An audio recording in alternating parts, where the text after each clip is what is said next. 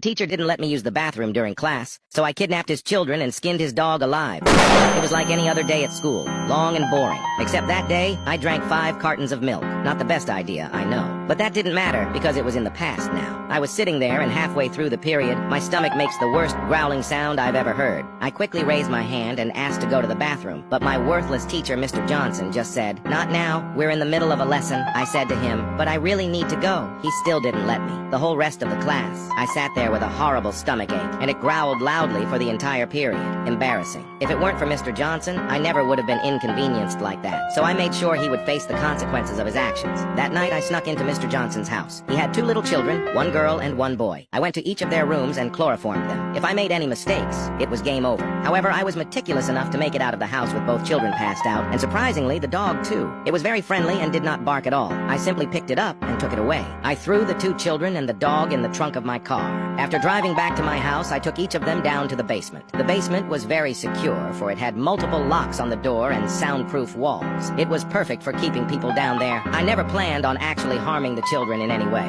I just wanted to make Mr. Johnson suffer. However, the dog was a different story. Mr. Johnson loved his dog, even more than his own children. It was old, and he'd had it for a while. I had the perfect idea. I was able to tranquilize the dog and place him on a medical table surrounded by various medical instruments. For hours, I worked to carefully peel away the dog's skin. I managed to cut it off all in one piece. The next day before school, I stuffed it in a box and mailed it to Mr. Johnson's address. I'm sure he wasn't very happy waking up that morning to see both his kids and dog missing. At school, I could tell he was visibly worried. His hands shook while grading papers. I walked up to his desk, leaned in close, and whispered in his ear, "Little Timmy, come back." That was his son's nickname. I thought it was hilarious. Mr. Johnson just closed his eyes and looked down. Then he sprang up at me. Luckily, I was fast enough to dodge him. I backed away and he started to run straight at me. Reacting quickly, I did the only sensible thing I could think to do. I pulled out my fully automatic M16 rifle, letting off an entire magazine into his face. He was unrecognizable, and being the most hated teacher in the school, students cheered. I was sent to court, but it was ruled self-defense. I guess he should have just let me use the bathroom lol.